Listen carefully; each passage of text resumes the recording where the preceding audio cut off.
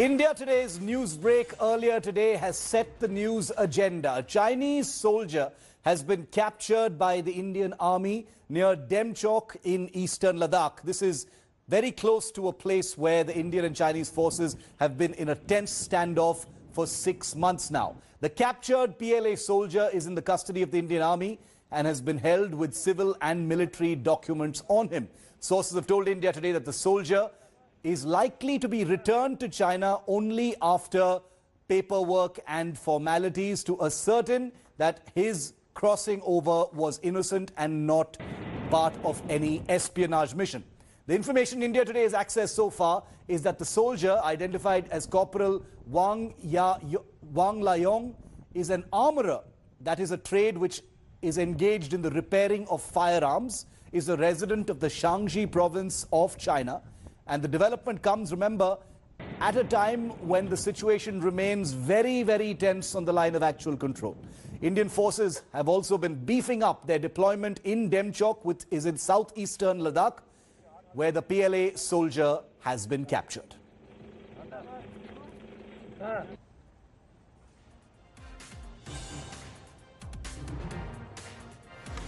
Let's show you what the possibilities now are as far as what this soldier was doing on the Indian side of the line of actual control. And we'll tell you the likelihoods of what's happening. The Indian Army has put out a statement saying that he strayed across and he was given help. But let's just give you the possibilities. Possibility number one is that he actually just strayed across, accidentally got disoriented at those high altitudes. Now, this is very likely because the Indian Army has said they gave him help and they actually rescued him and protected him, and it's likely that he strayed across. Possibility number two, and remember, until the investigation is over, these remain possibilities, that the soldier was on an espionage mission to report on Indian Army preparedness in the Demchok area. This is under investigation right now. And possibility number three is that he was on some kind of a sabotage mission to disrupt Indian Army activities or assets in that particular area.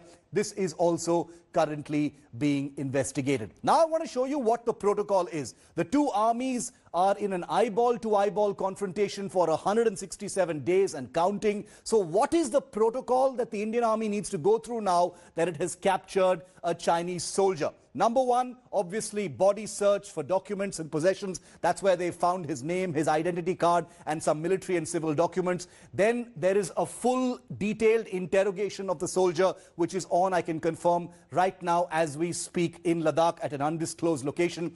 The Indian Army has received a communication, a request from the Chinese Army saying, we have a missing soldier. Have you been able to locate him? The Indian Army communicates to the PLA at the border post and say, yes, he is in our possession, and there's some proof is also shared to show that the soldier is in good condition and is being treated well. Finally, there is an intelligence debrief, which is very important because intelligence agencies in such a situation will have to sign off on the particular troops' return back across the line of actual control. And then there's final paperwork and formalities, after which the soldier is then handed back to the Chinese authorities. And that's going to happen in the Chushul Moldo in the next day or so, is what we are given to believe. Gaurav, very professional handling by the Indian Army in a tense situation. One would think that the capture of a Chinese soldier in an area like Demchok, which has been quite restive, would probably be quite an escalatory event.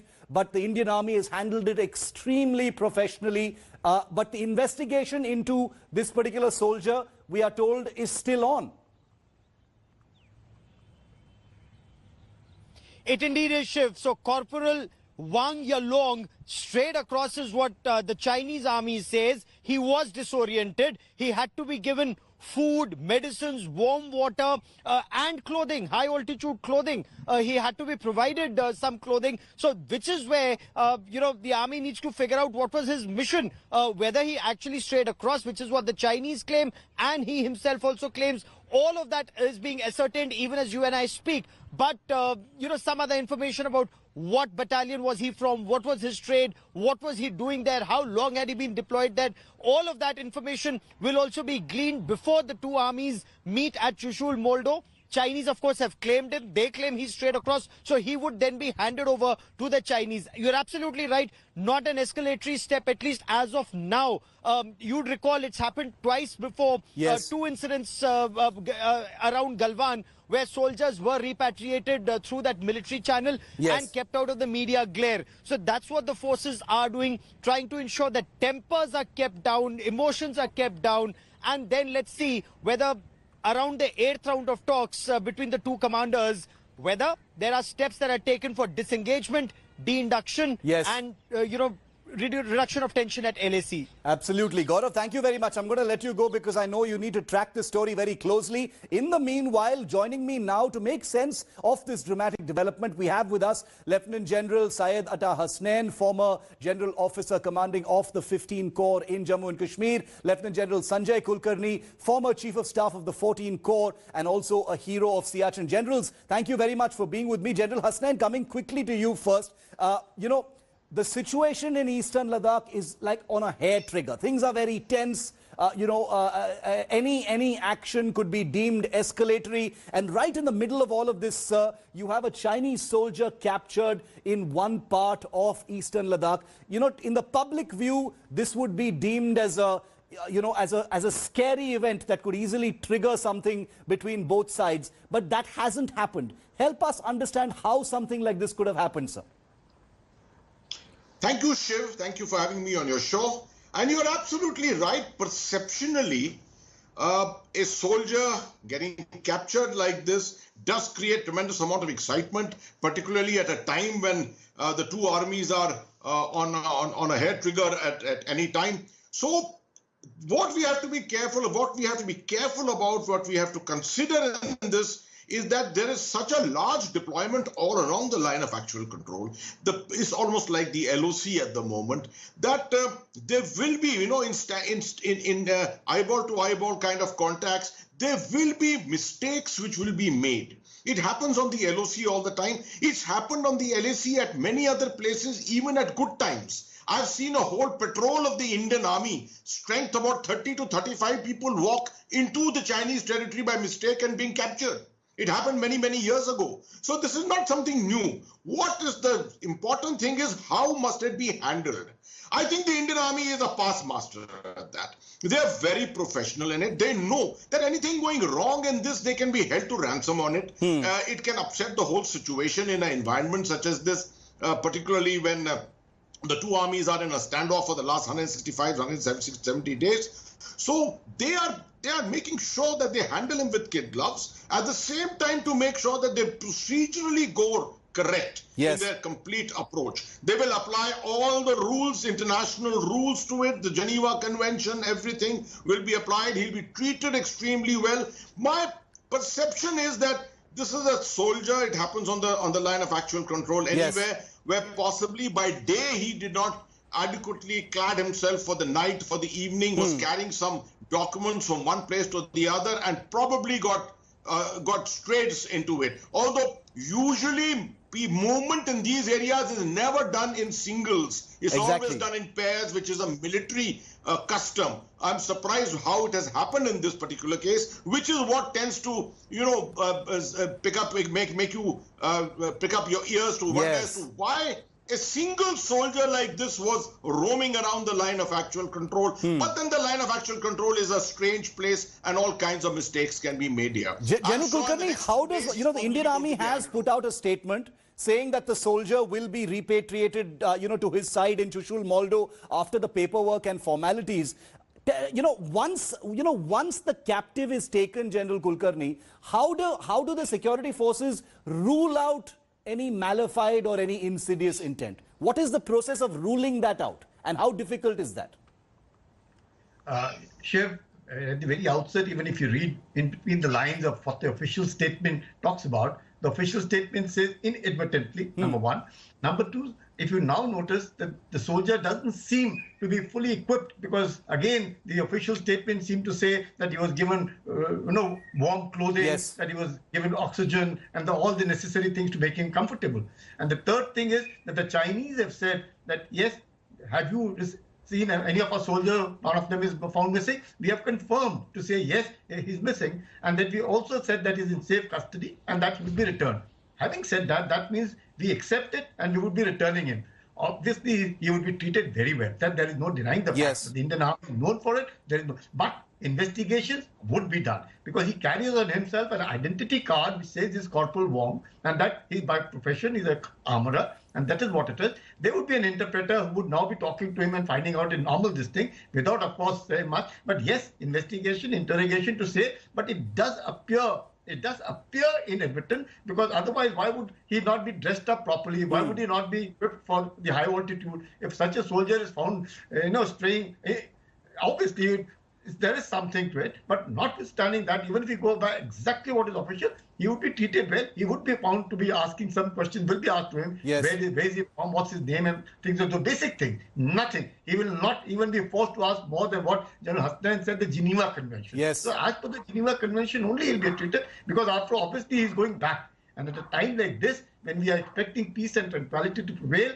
obviously he would be treated well. And when he goes back, I'm sure he'll be speaking very high of the Indian Army and return back to the Chinese, maybe within a week or so, when the 8th Corps Commanders meeting is expected this week. General Hasnain, it's an interesting time for such a thing obviously to happen because there is a public perception about China. There is, China is seen rightfully so as the villain of the peace, as having, tried to, create facts on the ground, alter the status quo with all of these hostile actions. So in the Indian public mind, one sees this event, the capturing of this Chinese soldier in the backdrop of China's hostile actions. But isn't it true that the Indian Army's actions have only affirmed what a professional force the Indian Army is, what a moral force the Indian Army is, that it doesn't matter that there is this overhanging situation as far as the military standoff is concerned, but on the ground, the rules of conflict are non-negotiable? Let me take a cue from what General Kulkarni just said, Shiv. Yes. There's no doubt about it. I would go to the analogy to say that if it was not a single individual, let's say there were 10 individuals who were captured together as a patrol. Even they would be treated. It would have been quite evident to us that they had some tactical mission perhaps. But in the event of their being captured by us, once they are in our custody, there is no question that they will be ill-treated. They will be treated with the highest respect, the highest military dignity. We've done this with all adversaries wherever we have been, whether in Sri Lanka, whether against Pakistan, anywhere we've been. This has always been our system. As far as the professional touch to it and the professional approach is concerned, to just add a line to what General Kulkarni said, there will be what is called a formal interrogation. And there we have in these areas formally trained interrogators. Yes. There will be people who are first of all language proficient. If they are not there, then someone will have to be flown in there immediately. Absolutely. And there will be experts on interrogation.